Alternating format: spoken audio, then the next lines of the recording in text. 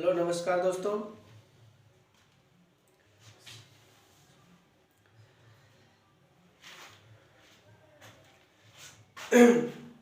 इससे पहले मैं एनटीपीसी के लिए स्पेशल एनटीपीसी के लिए जो मैं क्लास अपलोड कर रहा हूँ उसमें लगभग 3 से 4 क्लास मैं अपलोड कर चुका हूँ।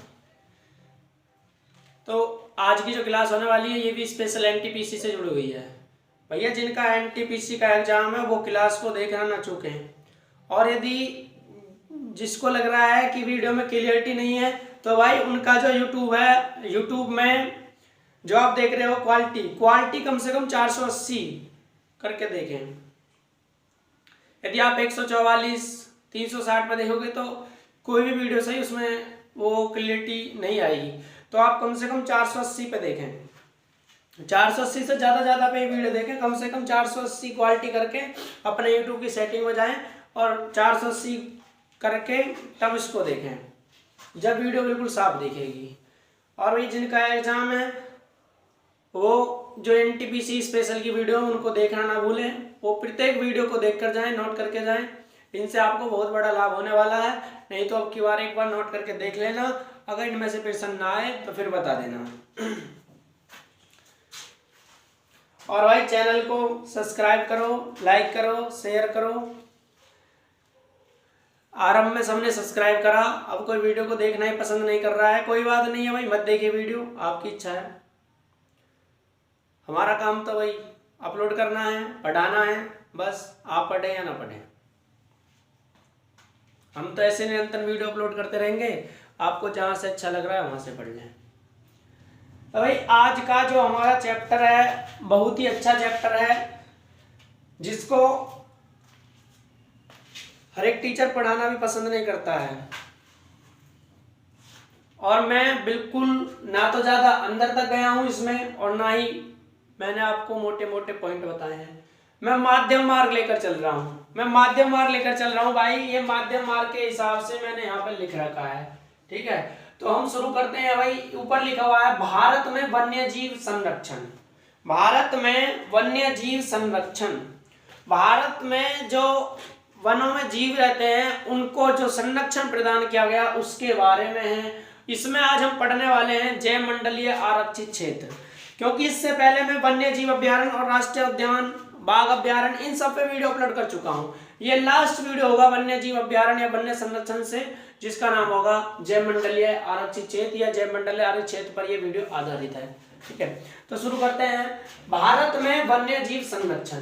भारत में वन्य जीव संरक्षण के लिए पहला प्रयास कब किया गया? पहला सवाल, भारत में वन्य जीव संरक्षण के लिए भाई जो पहला प्रयास किया गया वो 1972 में किया गया। तो आप भी ऐसी नोट कर देंगे।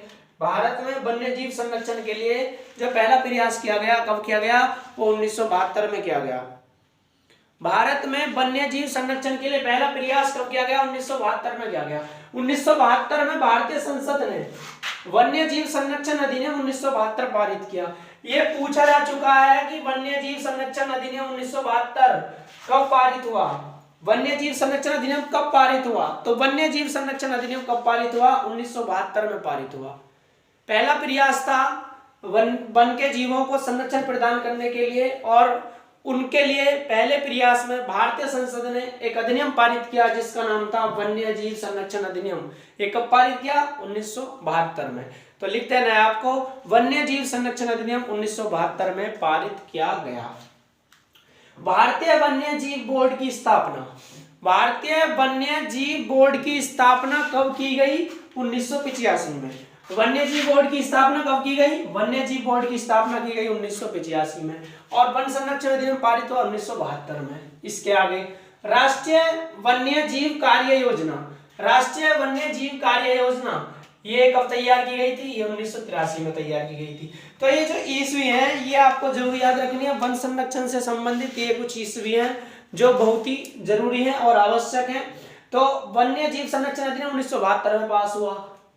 भारतीय वन्य जीव बोर्ड की स्थापना 1985 में हुई।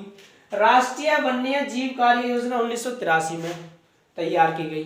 राष्ट्रीय वन्य जीव कार्य योजना कब तैयार की गई? तो ये तैयार की गई 1983 में।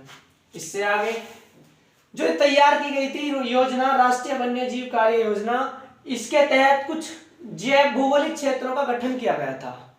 एक योजना तैयार की गई 1983 में जिसका नाम था राष्ट्रीय वन्य जीव कार्य योजना। इसके तहत कुछ जैव भौगोलिक क्षेत्रों का गठन किया गया जो संकट प्राय, यानी कि जो जीव जंतुओं की प्रजाति संकट में है उनको प्राकृतिक आवास एवं संरक्षण प्रदान करके जैव विविधता का संरक्षण करते हैं।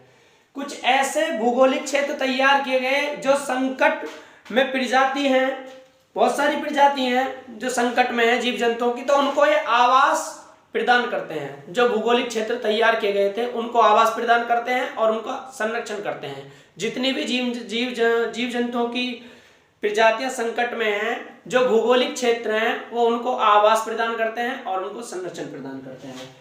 तो ऐसे भौगोलिक क्षेत्र जो है वो 3 प्रकार के हैं। 1983 में जो योजना तैयार की गई थी, इस योजना के तहत कुछ जैव भौगोलिक क्षेत्रों का गठन किया गया था। क्यों किया गया था? लुप्त प्राय प्रजातियों को संरक्षण प्रदान करना और उनको आवास देने के लिए। तो जो भौगोलिक क्षेत्रों का गठन किया गया था वो 3 प्रकार के हैं या उन्हें 3 भागों में बांटा गया है। नंबर 1 जैव मंडलीय आरक्षित क्षेत्र, नंबर 2 राष्ट्रीय उद्यान, इनको राष्ट्रीय पार्क भी कह सकते हैं, नंबर 3 वन्य जीव अभ्यारण्य। इन दोनों पे मैं पहले ही वीडियो बना चुका हूं, भारत के वन्य जीव अभ्यारण्य और राष्ट्रीय उद्यान। मैंने एक साथ दोनों को मिलाकर बता दिया था, वन्य जीव अभ्यारण्य और राष्ट्रीय उद्यान को, लेकिन इसके बारे में अभी कुछ नहीं बताया, जैव मंडलीय आरक्षित क्षेत्र। तो आज का जो वीडियो है वो इसी पर आधारित है, जैव मंडलीय आरक्षित क्षेत्र। 3 प्रकार के भौगोलिक क्षेत्र होते हैं, जैव मंडलीय आरक्षित क्षेत्र, राष्ट्रीय उद्यान और वन्य जीव अभ्यारण्य। ये तीनों ही जैव विविधता को, बायोडायवर्सिटी को संरक्षण प्रदान करते हैं। जैव विविधता अर्थात पृथ्वी पर या स्थल में एक ऐसा क्षेत्र, जैव विविधता स्थल जल दोनों में पाई जा सकती है, वैसे स्थल पर एक ऐसा क्षेत्र जहां पर जीव जंतुओं की एक निश्चित क्षेत्र में विभिन्न प्रजातियां पाई जाएं। एक ही निश्चित क्षेत्र पर जीव जंतुओं की अलग अलग बहुत सारी प्रजातियां पाई जाएं, उसे कहते हैं जैव विविधता। तो तीनों का उद्देश्य क्या है? जैव विविधता को संरक्षण प्रदान करना, इन तीनों का उद्देश्य है। ये दोनों के बारे में पहले बता दिया, इसके बारे में हम आज बताएंगे। जैव मंडलीय आरक्षित क्षेत्र क्या होते हैं? ये जैव विविधता एवं संपूर्ण परिस्थिति को संरक्षण प्रदान करते हैं। पूरी जैव विविधता और जो हमारा परिस्थिति की पर्यावरण है उसको सबको संरक्षण प्रदान करते हैं। जो जैव मंडलीय आरक्षित क्षेत्र होते हैं, इनका क्षेत्र एक बहुत बड़ा क्षेत्र होता है। इनका जैव मंडलीय आरक्षित क्षेत्र सबसे बड़े आकार में होते हैं। इनके अंतर्गत ये भी आते हैं, राष्ट्रीय उद्यान भी जैव मंडल आरक्षित क्षेत्र के अंतर्गत ही आते हैं। कभी कभी 2 राष्ट्रीय उद्यानों को भी एक जैव मंडलीय आरक्षित क्षेत्र घोषित किया जाता है, एक ही जैव मंडल क्षेत्र में आ जाते हैं जो राष्ट्रीय उद्यान है। तो ये तो हो गए जैव विविधता और संपूर्ण परिस्थिति को ये संरक्षण प्रदान करते हैं। राष्ट्रीय पार्क या राष्ट्रीय उद्यान क्या होते हैं? ये प्राकृतिक आवास को संरक्षित करते हैं। जो प्रकृति ने आवास बनाए हैं, जैसे कहीं पे हरी घास के मैदान है, कहीं पे वन है, जो प्रकृति के आवास है उनकी रखरखाव करते हैं। जिसको भी सरकार ने राष्ट्रीय उद्यान घोषित कर दिया है उनमें कोई भी गतिविधि नहीं हो सकती। गतिविधि का अर्थ ना तो आप कटाई कर सकते, वहां पे ना ही आप चराई कर सकते। वहां पे आप ना तो कटाई कर सकते, वनों को नहीं काट सकते, पेड़ पौधों को और घास वगैरह की आप चराई नहीं कर सकते। जिस क्षेत्र को सरकार ने राष्ट्रीय उद्यान घोषित कर रखा है, जैसे मैंने आपको बहुत सारे राष्ट्रीय उद्यान बताए थे पीछे, कोई भी राष्ट्रीय उद्यान जैसे काजीरंगा नेशनल पार्क है, तो काजीरंगा नेशनल पार्क में आप कोई भी कटाई या चराई नहीं कर सकते, क्योंकि वो राष्ट्रीय उद्यान की श्रेणी में आ रहा है, सरकार ने उसे राष्ट्रीय उद्यान घोषित कर रखा है। तो इनमें कोई भी गतिविधि नहीं होती। ये तो प्राकृतिक आवास है, ये संरक्षण प्रदान करते हैं राष्ट्रीय उद्यान को। वन्य जीव अभ्यारण्य, ये जीवों और वनस्पतियों की सुरक्षा प्रदान करते हैं। जीवों और वनस्पतियों को सुरक्षा प्रदान करते हैं जो वन्य जीव अभ्यारण्य है। यहाँ पर स्थानीय लोगों द्वारा सीमित कटाई करने व जंगली उत्पाद को एकत्र करने की अनुमति होती है। इनमें तो आप कटाई नहीं कर सकते राष्ट्रीय पार्कों में, लेकिन जो वन्य जीव अभ्यारण्य होते हैं उनमें आप सीमित कटाई कर सकते हैं। इनमें आप सीमित कटाई कर सकते हैं, इनमें कटाई चराई नहीं होगी जो पार्क हैं, और इनमें कटाई जो है सीमित कर सकते हैं। ये जीवों को और वनस्पतियों को संरक्षण देते हैं। ये जैसे बाघ है, लुप्त प्राय प्रजाति है, तो बाघों को संरक्षण प्रदान करने के लिए भारत में 50 टाइगर रिजर्व है, तो वो भी इसी में आते हैं, वन्य जीव अभ्यारण्य में। ये जीव जंतुओं को संरक्षण प्रदान करते हैं और ये प्राकृतिक आवास को संरक्षण प्रदान करते हैं। इनमें आप कटाई चराई नहीं कर सकते, इनमें आप सीमित कटाई चराई जो है कर सकते हैं। तो हम इन पे तो पहले ही बता चुके हैं, हम इनके बारे में बात करेंगे। जैवमंडलीय आरक्षित क्षेत्र क्या होते हैं? जैवमंडलीय आरक्षित क्षेत्र यहाँ पे लिखा हुआ है, ये जैव विविधता को संरक्षण प्रदान करके उसके उपयोग को बढ़ावा देते हैं। जैव विविधता को संरक्षण प्रदान करके उसके उपयोग को बढ़ावा देते हैं। पूछा जाएगा निम्नलिखित में जैव विविधता को संरक्षण कौन प्रदान करता है? वैसे तीनों जैव विविधता को संरक्षण प्रदान करते हैं, लेकिन ज्यादा सहयोग जो है जैवमंडलीय आरक्षित क्षेत्रों का है। ठीक है। वर्ष 1968 में यूनेस्को का एक सम्मेलन हुआ। यूनेस्को के बारे में मैं पहले ही बता चुका हूं। वर्ष 1968 में यूनेस्को का एक सम्मेलन हुआ जिसका नाम था जैवमंडल सम्मेलन। जैवमंडल सम्मेलन कब हुआ था? 1968 में जैवमंडल सम्मेलन हुआ यूनेस्को का 1968 में। इस सम्मेलन के बाद 1971 में एक कार्यक्रम प्रस्तुत किया गया। 1968 में सम्मेलन हुआ, 1971 में एक कार्यक्रम प्रस्तुत किया गया जिसका नाम था मानव जैवमंडल कार्यक्रम। मानव जैवमंडल कार्यक्रम, मानव एवं जैवमंडल कार्यक्रम कब प्रस्तुत किया गया? 1971 में। मानव एवं जैवमंडल कार्यक्रम कब प्रस्तुत किया गया? तो प्रस्तुत किया गया 1971 में। और जैवमंडल सम्मेलन कब हुआ? 1968 में। मानव एवं जैवमंडल कार्यक्रम जो था उसके तहत 1975 में जैवमंडलीय आरक्षित क्षेत्रों की परिकल्पना की गई। अब सवाल बन सकता है जैवमंडलीय आरक्षित क्षेत्रों की परिकल्पना कब की गई? 1975 में। जैवमंडल सम्मेलन कब हुआ? 1968 में। मानव एवं जैवमंडलीय कार्यक्रम कब प्रस्तुत किया गया? 1971 में। और आरक्षित क्षेत्रों की जो परिकल्पना आई थी वो आई थी 1975 में। इसके बाद यूनेस्को के मानव एवं जैवमंडल कार्यक्रम में, यानी कि जो यूनेस्को का ये मानव एवं जैवमंडल कार्यक्रम था जो 1971 में प्रस्तुत किया गया था, उसके तहत वर्तमान में 129 देश, ऐसे पूछ सकता है यूनेस्को के मानव एवं जैवमंडल कार्यक्रम में कुल कितने देश शामिल है वर्तमान में? वर्तमान में उसमें 129 देश शामिल है और 129 देशों के 714 जैवमंडलीय आरक्षित क्षेत्र शामिल हैं। कुल 129 देश शामिल हैं जिनके 714 जैवमंडलीय आरक्षित क्षेत्र इसमें शामिल है। किसमें? मानव एवं जैवमंडल कार्यक्रम में। यूनेस्को के मानव एवं जैवमंडल कार्यक्रम में कुल कितने जैवमंडलीय आरक्षित क्षेत्र हैं? तो वो 714 हैं वर्तमान में। इसमें भारत के कितने हैं? तो भारत के इसमें 11 जैवमंडलीय आरक्षित क्षेत्र हैं। भारत के कितने हैं? भारत के 11 जैवमंडलीय आरक्षित क्षेत्र हैं। 129 देश इसमें शामिल है। 129 देशों के इसमें 714 जैवमंडलीय आरक्षित क्षेत्र शामिल है। तो कभी कभी सवाल बन सकता है यूनेस्को में, यूनेस्को की विश्व विरासत सूची की बात नहीं हो रही है, धरोहर की बात नहीं हो रही है, यहाँ पे बात हो रही है मानव एवं जैवमंडल कार्यक्रम की। तो कह सकता है यूनेस्को की सूची में विश्व के कितने जैवमंडलीय आरक्षित क्षेत्र शामिल हैं? 714 है। भारत के कितने हैं? ये जरूर याद रखना, भारत के 11 हैं। भारत के 11 जैवमंडलीय आरक्षित क्षेत्र शामिल है यूनेस्को की सूची में। 11 भी देखेंगे कौन कौन है आगे जाकर। जैवमंडलीय आरक्षित क्षेत्रों को 3 भागों में बांटा गया है। जो जैवमंडलीय आरक्षित क्षेत्र हैं उनको 3 भागों में बांटा गया है, वो 3 भागों में विभाजित किया गया है। कौन कौन से भाग है? पहला भाग होता है केंद्रीय भाग, दूसरा भाग होता है बफर क्षेत्र और तीसरा होता है संक्रमण क्षेत्र। तो जैवमंडलीय आरक्षित क्षेत्र के 3 भाग हैं, केंद्रीय क्षेत्र, बफर क्षेत्र और संक्रमण क्षेत्र। केंद्रीय क्षेत्र कौन सा होता है? यह सबसे अधिक संक्रमित क्षेत्र होता है। यहाँ सरकारी कर्मचारियों के अलावा प्रवेश वर्जित है। जो केंद्रीय क्षेत्र होता है, जैसे वृत्त होता है ना, तो वृत्त के जो सबसे अंदर का क्षेत्र होगा, वृत्त के जो सबसे अंदर का क्षेत्र होगा उसको कहेंगे केंद्रीय क्षेत्र।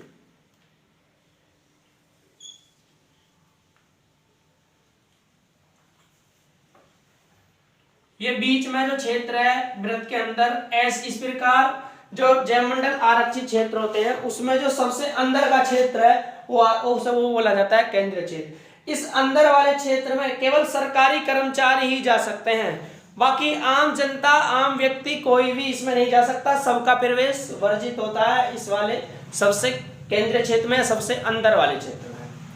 इसमें जीव जंतु और वनस्पतियों की विविधता पाई जाती है। यहाँ पर जीव जंतु और वनस्पतियों की विभिन्न प्रजातियां पाई जाती हैं और वो भी अधिक संख्या में।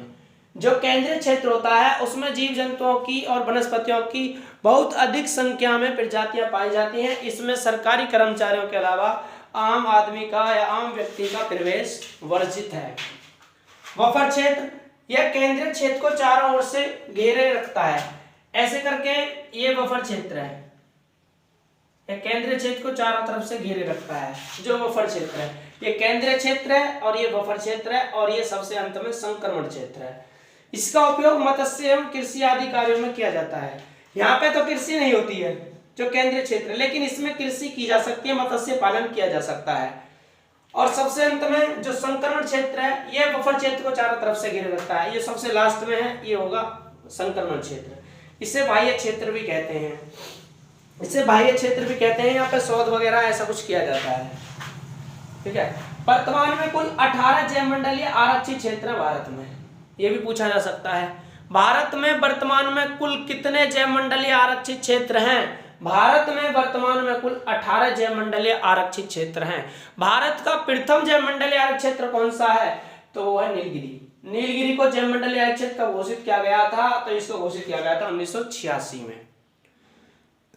भारत का प्रथम जैवमंडलीय आरक्षित क्षेत्र कौन सा है? नीलगिरी।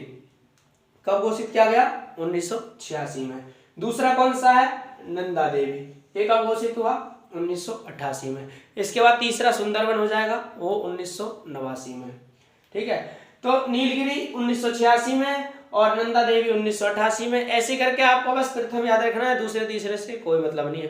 तो भारत के जो 18 जैवमंडलीय आरक्षित क्षेत्र हैं, हम उन पर बात करते हैं। 18 भारत के जैवमंडलीय आरक्षित क्षेत्र कौन से हैं, सबको लिख लेंगे।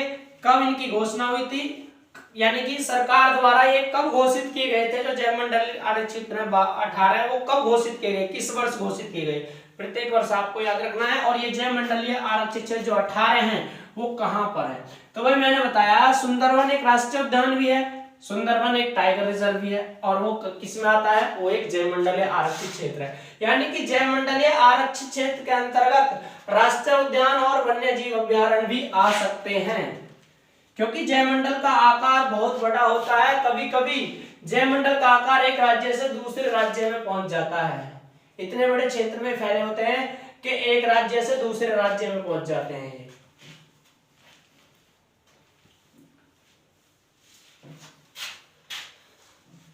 तो जो भारत के 18 जैवमंडलीय आरक्षित क्षेत्र हैं, अब हम उनको देख लेते हैं।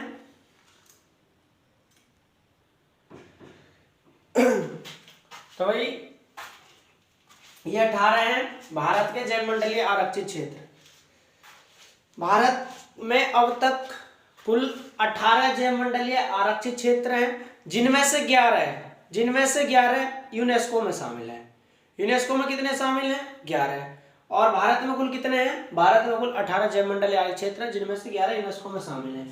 जो जो यूनेस्को में शामिल हैं उनके बारे में इनके बाद देखेंगे, यूनेस्को में कौन कौन से शामिल हैं। तो हम देख लेते हैं कि कौन सा किस राज्य में है और इसे कब जैवमंडलीय आरक्षित क्षेत्र घोषित किया गया। इधर लिखा हुआ है वर्ष, कब ये जैवमंडलीय आरक्षित क्षेत्र बनाया गया, किस राज्य में ये फैला हुआ है, और इधर लिखा हुआ है नाम, ठीक है। इधर लिखा हुआ है नाम। तो यहाँ पे लिखा हुआ है भाई, सबसे पहले नंदा देवी, नहीं सबसे पहले लिखा हुआ है नीलगिरी। नंबर 1 पे लिखा हुआ है नीलगिरी। नीलगिरी तमिलनाडु में फैला हुआ है, केरला में फैला हुआ है, यानी केरल और कर्नाटक। तमिलनाडु, केरल और कर्नाटक में फैला हुआ है नीलगिरी जैवमंडलीय आरक्षित क्षेत्र। ये कब घोषित हुआ था? ये 1986 में घोषित किया गया था। भारत सरकार ने नीलगिरी को 1986 में जैवमंडलीय आरक्षित क्षेत्र घोषित किया था। यह तमिलनाडु, केरल और कर्नाटक में फैला हुआ है। इसके बाद है नंदा देवी। नंदा देवी कहाँ पे है? नंदा देवी उत्तराखंड में। नंदा देवी उत्तराखंड में। ये कब घोषित हुआ था? ये 1988 में घोषित किया गया था। नंदा देवी उत्तराखंड में कब घोषित हुआ? 1988 में। नोकरेक नंबर 3 पे है नोकरेक। नोकरेक कब घोषित हुआ? नोकरेक हुआ 1988 में। किस राज्य में नोकरेक? मेघालय में। नोकरेक मेघालय में ये घोषित किया गया 1988 में। 1988 में 2 घोषित किए गए, एक उत्तराखंड और एक उत्तराखंड नहीं, एक नंदा देवी और एक नोकरेक। नंदा देवी उत्तराखंड में और नोकरेक जो है वो मेघालय में। दोनों को 1988 में जैवमंडलीय आरक्षित क्षेत्र घोषित किया गया था। इसके बाद है मन्नार की खाड़ी। मन्नार की खाड़ी, मन्नार की खाड़ी कहाँ पे है? तमिलनाडु में है। इसे कब घोषित किया गया? 1989 में। मन्नार की खाड़ी तमिलनाडु कब घोषित किया गया? 1989 में। सुंदरवन, सुंदरवन कहाँ पे है? पश्चिम बंगाल में है। सुंदरवन कहाँ पे है? पश्चिम बंगाल में। इसे कब घोषित किया गया? 1989 में। 1989 में 4 एक साथ जयमंडलीय आरक्षित क्षेत्र बनाए गए थे, सुंदरवन और मन्नार की खाड़ी, मानस और ग्रेट निकोबार। मानस की बात करें, मानस कहाँ पे है? असम में है। कब घोषित हुआ? 1989 में। ग्रेट निकोबार कहाँ पे है? अंडमान निकोबार द्वीप समूह पर है। ये कब घोषित हुआ? 1989 में। तो 1989 में कुल कितने जयमंडलीय आरक्षित क्षेत्र बनाए गए? 4। मन्नार की खाड़ी जो कि तमिलनाडु में है 1989, सुंदरवन जो कि पश्चिम बंगाल में है 1989, मानस जो कि असम में है 1989, ग्रेट निकोबार जो कि अंडमान निकोबार पर है 1989। ये 4 1989 में बनाए गए थे जयमंडलीय आरक्षित क्षेत्र। सिमलीपाल, सिमलीपाल कहाँ पे है? सिमलीपाल है उड़ीसा में। सिमलीपाल है उड़ीसा में। ये कब घोषित किया गया? 1994 में। भारत सरकार ने सिमलीपाल को जयमंडलीय आरक्षित क्षेत्र जो घोषित किया था वो 1994 में घोषित किया था। डिब्रू, डिब्रू सैखोवा, डिब्रू सैखोवा ये कहाँ पे है? ये असम में है। डिब्रू सैखोवा कहाँ पे है? असम में है। ये कब घोषित हुआ? 1997 में। डिब्रू सैखोवा असम में है, ये 1997 में घोषित किया गया। दिहांग दिवांग, दिहांग दिवांग कहाँ पे है? अरुणाचल प्रदेश में है। ये कब घोषित हुआ? 1999 में। दिहांग दिवांग अरुणाचल प्रदेश 1999 में भारत सरकार ने इसे जयमंडलीय आरक्षित क्षेत्र की श्रेणी में रखा गया था, घोषित किया था। पंचमढ़ी, पंचमढ़ी कहाँ पे है? मध्य प्रदेश में है। इसे कब घोषित किया गया? इसे 1999 में। 1999 में 2 घोषित किए गए एक साथ, दिहांग दिवांग और पंचमढ़ी। दिहांग दिवांग कहाँ पे? अरुणाचल प्रदेश में। पंचमढ़ी कहाँ पे है? मध्य प्रदेश में। दोनों 1999 में घोषित किए गए। कंचनजंगा, कंचनजंगा कहाँ पे है? सिक्किम में है। ये कब घोषित हुआ? 2000 में। सन 2000 में कंचनजंगा को जयमंडलीय आरक्षित क्षेत्र घोषित किया गया। अगस्तमलाई, अगस्तमलाई कहाँ पे है? तमिलनाडु और केरला में है। अगस्तमलाई कहाँ फैला हुआ है? तमिलनाडु और केरला में। इसे कब घोषित किया गया? 2001 में। अगस्तमलाई को 2001 में जयमंडलीय आरक्षित क्षेत्र घोषित किया गया था। अमरकंटक और अचानक मार, अमरकंटक और अचानक मार मध्य प्रदेश में और छत्तीसगढ़ में है। यानी कि अमरकंटक मध्य प्रदेश में है, अचानक मार कहाँ पे? छत्तीसगढ़ में। दोनों को एक साथ एक ही समय में घोषित किया गया 2005 में। अमरकंटक और अचानक मार को दोनों को एक साथ एक ही समय घोषित किया गया 2005 में। अमरकंटक मध्य प्रदेश में है और अचानक मार जो है वो छत्तीसगढ़ में है। कच्छकारण, कच्छकारण कहाँ पे है? गुजरात में है। कच्छकारण, कच्छकारण गुजरात में है। ये इसे कब घोषित किया गया था? 2008 में। कच्छकारण को कब घोषित किया गया? 2008 में। कोल्ड डेजर्ट, कोल्ड डेजर्ट ये कहाँ पे? हिमाचल प्रदेश में है। कोल्ड डेजर्ट कहाँ पे है? हिमाचल प्रदेश में। इसे कब घोषित किया गया? 2009 में। कोल्ड डेजर्ट को 2009 में बनाया गया जयमंडलीय आरक्षित क्षेत्र। शेषाचलम की पहाड़ी, शेषाचलम की पहाड़ी है आंध्र प्रदेश में।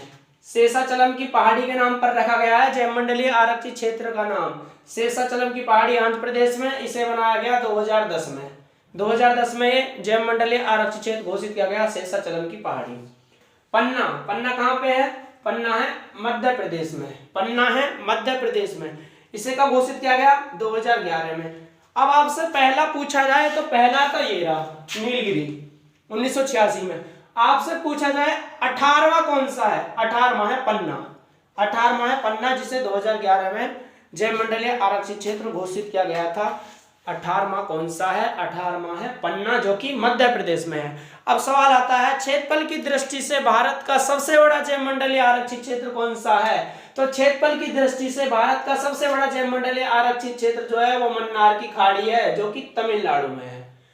भारत का सबसे बड़ा जयमंडलीय आरक्षित क्षेत्र मन्नार की खाड़ी जो कि तमिलनाडु में है, जबकि सबसे छोटा जो है वो डिब्रू सैखोवा है जो कि असम में है। डिब्रू सैखोवा है जो कि असम में है, ये सबसे छोटा है डिब्रू सैखोवा। और सबसे बड़ा जो है वो मन्नार की खाड़ी जो कि तमिलनाडु में है। तो ये भारत के 18 जयमंडलीय आरक्षित क्षेत्र हैं। अब इन 18 में से 11 ऐसे हैं, इन 18 में से 11 ऐसे हैं जिन्हें यूनेस्को में शामिल किया गया है।